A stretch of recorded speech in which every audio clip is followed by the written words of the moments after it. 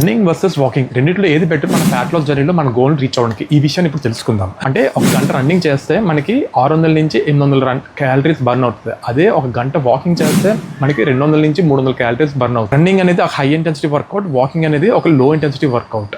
Running చేసేటప్పుడు మనం joints మీద మనకి భారం పడే అవకాశం ఉంటుంది. అదే వాకింగ్ చేసేటప్పుడు మనకి ఆ ప్రాబ్లం ఉండదు. మనకి కన్సిస్టెంట్గా ఎంతసేపు అయినా చేయొచ్చు. రన్నింగ్ అనేది ఎక్కువ క్యాలరీస్ బర్న్ అవుతున్నా సరే ఇక్కడ మనం చూసుకోవాల్సింది ఏంటంటే సోర్స్ ఆఫ్ ఎనర్జీ ఏమిటి అనేది. అది రన్నింగ్ చేసేటప్పుడు మనం తినే కార్బోహైడ్రేట్స్ అనే గ్లూకోజ్ రూపంలో మన శరీరంలో స్టోర్ అవుతుంది. అది డైరెక్ట్గా మన బ్లడ్ స్ట్రీమ్లో అయినా ఉంటుంది, లేదంటే మన మజిల్స్ మీద కూడా గ్లూకోజ్ అనేది గ్లైకోజన్ రూపంలో కూడా స్టోర్ అవుతుంది. సో సోర్స్ ఆఫ్ ఎనర్జీ ఈ గ్లూకోజ్ని తీసుకుంటుంది. రన్నింగ్ చేసిన తర్వాత స్లోగా ఫ్యాట్ బర్న్ అవ్వడం స్టార్ట్ అవుతుంది ఆఫ్టర్ వర్కౌట్. అదే వాకింగ్ చేసినప్పుడు డైరెక్ట్గా వాకింగ్ చేస్తున్నప్పుడే మన ఫ్యాట్నే సోర్స్ ఆఫ్ ఎనర్జీని తీసుకుంటుంది.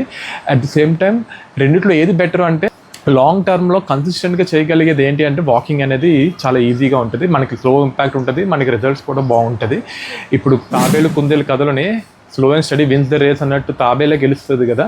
అదే రన్నింగ్ ఎక్కువ చేసేటప్పుడు మనకి ఆకలి కూడా ఎక్కువ పెరిగే అవకాశం ఉంటుంది. అదే వాకింగ్ చేస్తే మనకి ఆకలి సడన్గా ఎపిటైట్ పెరగడం అనేది ఉండదు. సో ఓవరాల్గా వాకింగ్ అనేది బెటర్.